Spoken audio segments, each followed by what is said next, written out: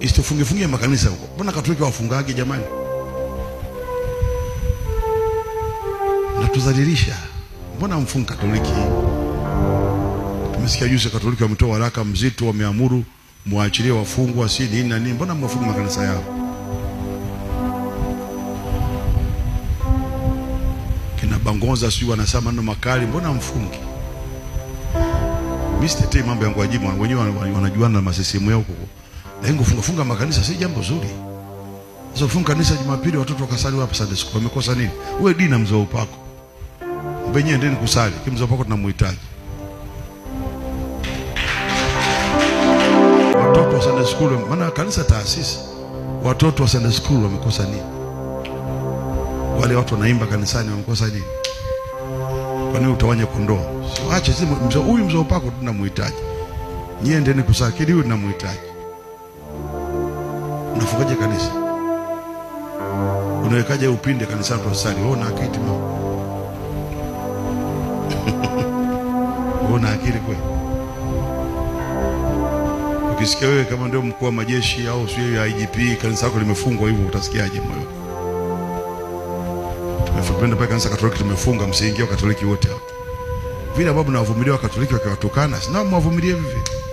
Sio mnaonyesha udini, sina wavumilia. Natafuta namna ya kumshika mzee upako mwenyewe. Si ndio jamani?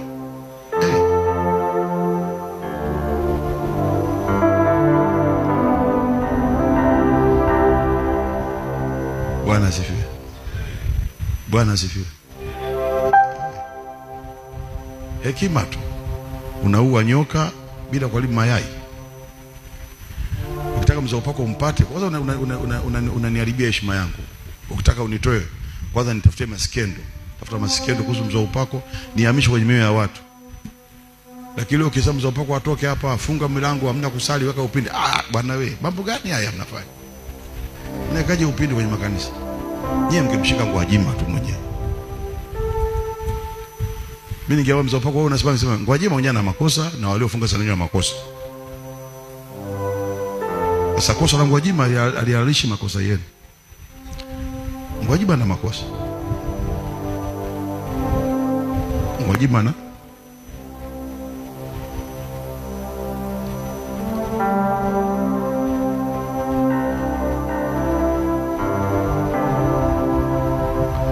mimi naongelea kufunga kanisa. Kuna funga kanisa. Sasa shughuli yake watu wa serikali mimi rafiki yao. Tia rafiki yao kweli kweli.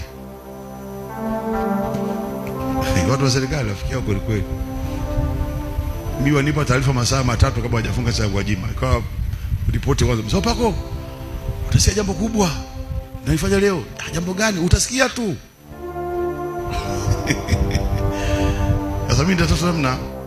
Unajua mtu kimjaza tu kimtokacho. Mimi kinachoniumiza, msifunge makanisa. Kama tena huyo. Waacheni watoto Jumapili waende Sunday school. Tafuteni namna huyo mtumiwa wenu. Waacheni watu waende kusali. Wale wanaosali ni innocent. Kama tena huyo tu. Fukuzeni kwenye chama chenu cha CCM, fukuzeni ubunge. Pambana na huyo tu. Akiomba tiketi kwenda Ulaya na mnafanya tu mikwala mpaka ananyoka. Lakini watu waendelee. Alafu unataka kumweza, si mnakwenda kwa wachungaji wenzake na mzee upako. Mzee upako wewe, hebu mwambeni mwenzenu aache mambo ya kijinga.